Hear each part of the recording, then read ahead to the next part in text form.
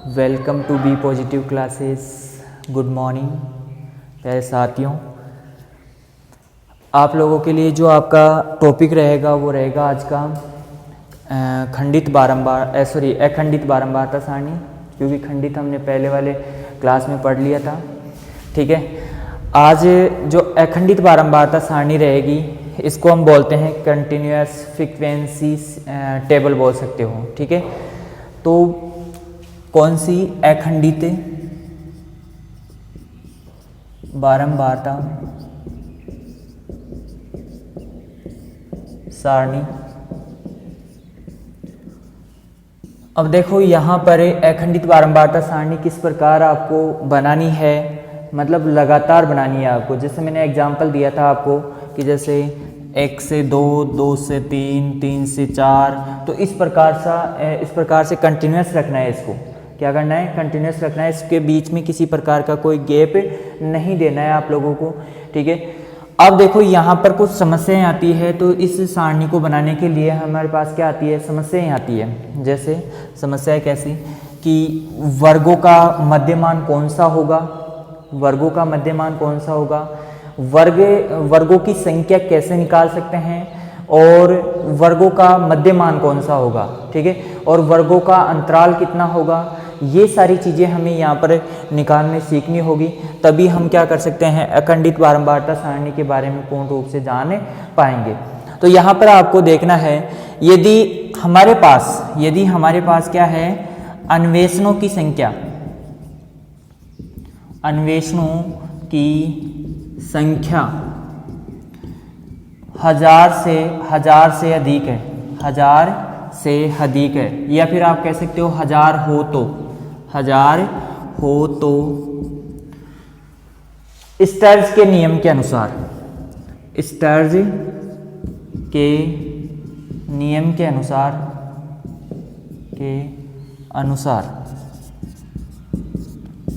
यहां पर देखते हैं, स्टर्ज कहता है कि यदि अन्वेषणों की संख्या 1000 हो या 1000 से अबव हो, तो उस समय इन्होंने एक नियम विकसित किया है।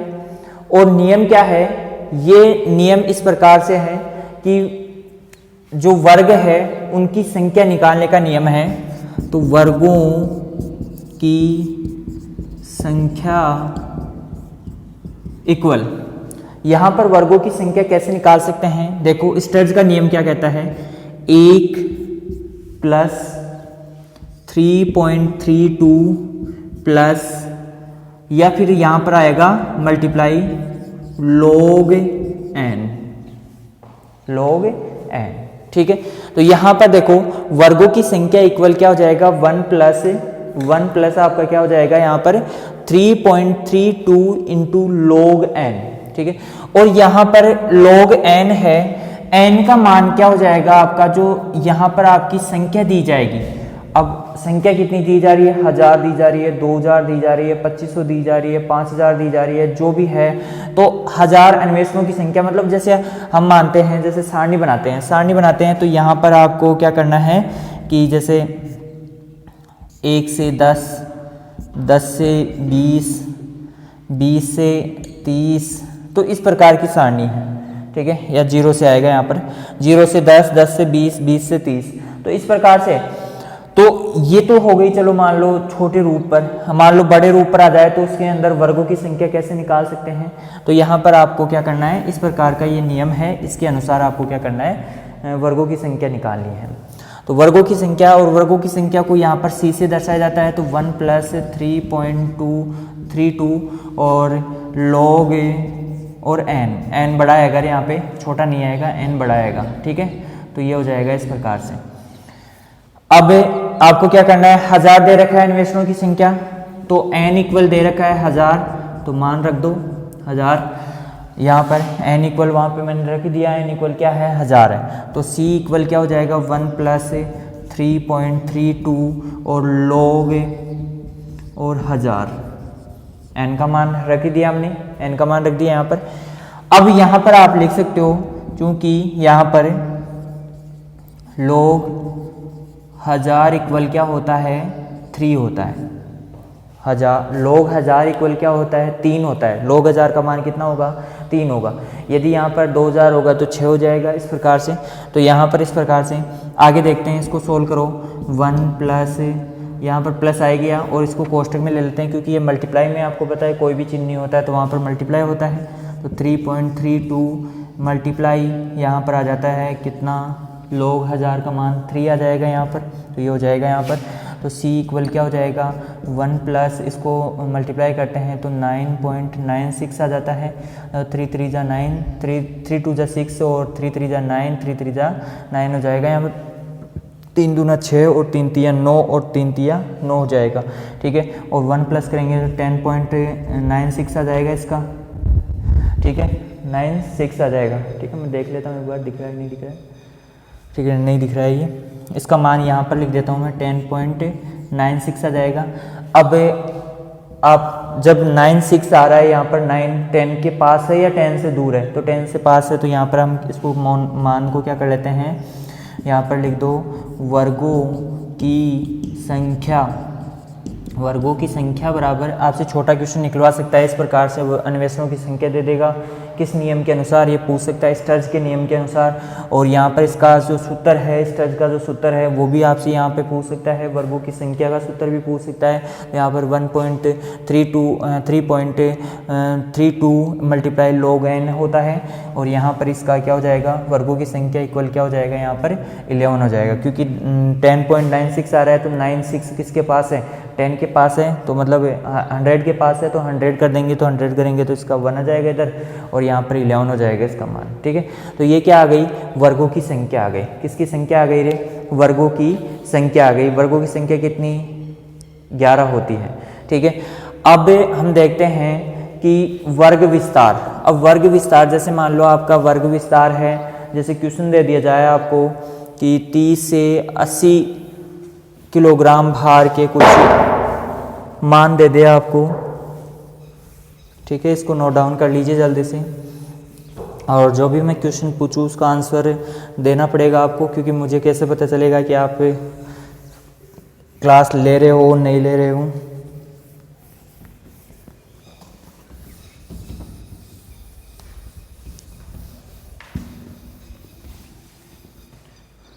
ठीक है, अब देखते हैं यहाँ पर वर्ग विस्तार।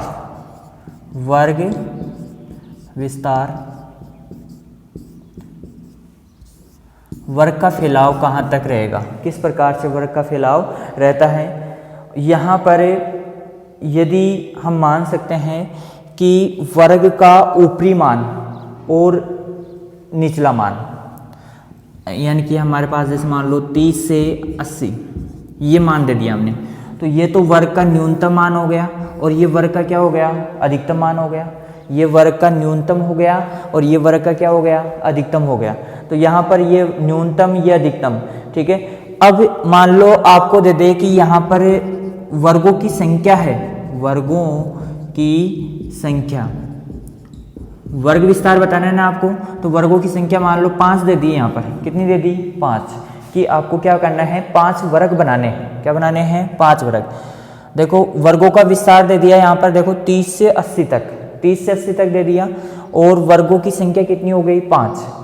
तो यहाँ पर क्या होता है कि इनका जो अंतर होता है, और अंतर में यदि हम वर्गों का भाग दे देते हैं तो वो क्या निकलता है, वर्ग विस्तार निकलता है। वर्ग विस्तार का मतलब फैलाव कितना है, देखते हैं। अभी ये फैलाव बता सकते हो क्या आप, नहीं।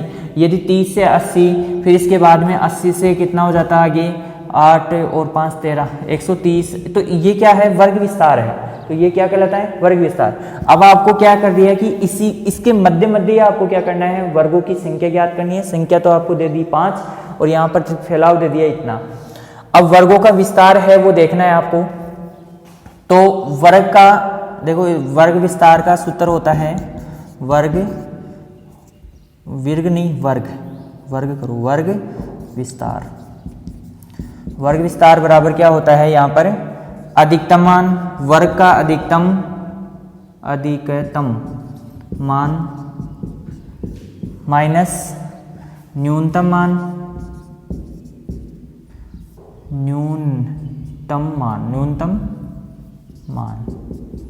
अपॉन वर्गों की संख्या। वर्गों की संख्या, ये हो गया सूत्र। ठीक है, अब देखो अधिकतम मान कितना है 80 माइनस न्यूनतम मान 30 अपॉन वर्गों की संख्या 5, कितना है अंतर 50 का। 50 में वर्गों के कितने का भाग 5 का, तो कितना हो गया वर्ग विस्तार 10 का।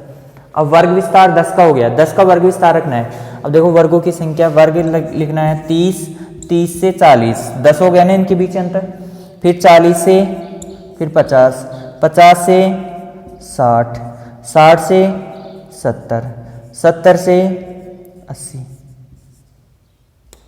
ये वर्ग है। अब वर्ग ध्यान रखना यहाँ पर, ये जो आपका टॉपिक है ये आगे आपको जब एमएससी करोगे उसमें भी आपको काम में आएगा। तो यहाँ पर आपको ध्यान से समझना है इसको कि वर्ग है 1, 2, 3, 4 और 5।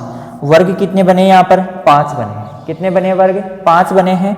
और वर्ग विस्तार कितना आया है 10 आया है। वर्गों का विस्तार देखना 10 से 30 से 40, 40 से 50, 50 से 60, तो ये एक वर्ग है उसका फैलाव है। अब मान लो आपको यहाँ पर ऐसे संख्या दे दे 30 से 40 है, इसके अंदर आपको कुछ संख्याएं दी गई है, जैसे सारणी निर्मित करनी है उसमें आपको संख्या दे दे, जैसे दे दिया 30 दे दिया, 35 दे दिया, 40 दे दिया, 41 दे दिया, 50 दे दिया, 35 दे दिया, 37 दे दिया। अब बताइए कि 30 से 40 का जो वर्ग है, 30 से 40 का वर्ग है उसमें कौन कौन सी संख्याएं आएंगी। आपको क्या करना है, मेरे को कमेंट करके बताना है। कमेंट करके बताना है कि 30 से 40 के बीच में कौन कौन सी संख्याएं आएंगी। तो आपको मैं यहाँ पर एक चीज क्लियर कर देता हूँ कि आपको क्या करना है, न्यूनतम मान तो ये रखना है और अधिकतम मान इससे पहले पहले का रखना है। यदि इससे पहले पहले आ रहा है तो ठीक है, और इस ये भी यदि 40 भी आ रहा है तो आपको काउंट नहीं करना है। इसके अंदर 40 आ रहा है तो वो काउंट नहीं होगा। केवल 40 से पहले यदि यहाँ पर 39 होता तो ये तो इसमें काउंट हो जाता, लेकिन यहाँ पर यदि ये 40 आ रहा है तो ये काउंट नहीं होगा। 40 कभी भी काउंट नहीं होगा इससे पहले पहले। अब ऐसी प्रकार से इसमें 50 से पहले पहले, इसमें 60 से पहले पहले, इसमें 70 से पहले पहले और इसमें 80 से पहले पहले की जो संख्याएं आएगी वही हम काउंट करेंगे। क्योंकि आगे जब हम सारणी बनाएंगे तो उसमें आपको ध्यान रखना है कि इस प्रकार से हमें क्या करना है, इससे पहले के मान रखने हैं। क्लियर है? ठीक है, तो ये वर्ग विस्तार निकालना आ गया। वर्ग विस्तार किसे कहते हैं कि अधिकतम और न्यूनतम, वर्गों के अधिकतम और न्यूनतम मानों के अंदर यदि वर्गों का भाग दे देते हैं तो क्या निकलता है, वर्ग विस्तार निकलता है। वर्गों का जो विस्तार होता है, फैलाव होता है, कितना बड़ा है वर्ग, उसके अंदर यहाँ पर इसके अंदर वर्ग विस्तार हम निकाल सकते हैं। ठीक है, ये समझ में आ गया होगा। यदि समझ में आ गया तो कमेंट करके बताइए कि हाँ सर कमेंट हमें समझ में आ गया है। और इसकी जितनी आप प्रैक्टिस करोगे, अपने हिसाब से क्वेश्चन बनाओगे, उतना ही आपके लिए बेटर रहेगा। चलो मैं आपको यहाँ पर एक क्वेश्चन देता हूँ वर्ग विस्तार निकालने के लिए। कितना आएगा आंसर आपको कमेंट करके बताना है। ठीक है, तो मैं आपको यहाँ पर क्वेश्चन दे रहा हूँ कि जैसे वर्गों के अंदर जो है वर्ग का मान है, जैसे मान लो अधिकतम यहाँ पर 10 से लेकर आपका आ जाएगा 80 तक मान लो, 80 तक मान लो। ठीक है, और यहाँ पर 80 नहीं 90 करो, इसको 90 कर लेते हैं। और यहाँ पर आपका वर्गों की संख्या दे देते हैं, वर्गों की संख्या, वर्गों की संख्या है आपकी यहाँ पर 10। वर्गों की संख्या कितनी है 10 है। ठीक है, अब आपको वर्ग विस्तार निकालना है।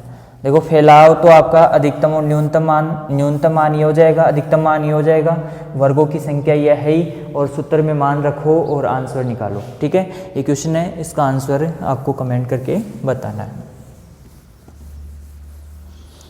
ठीक है, अब वर्ग विस्तार कंप्लीट हुआ। इसके बाद में वर्ग का मध्य मान निकालते हैं। वर्ग का मध्य मान, देखो मान लो आपका वर्ग है, कोई भी वर्ग है, उसका मध्यमान क्या होगा हमें पता नहीं चल पाता है कि हम कैसे इसका मध्यमान ज्ञात करें कि मिड वाला जो पार्ट है, मिड वाला मान है वो कैसे निकाल सकते हैं।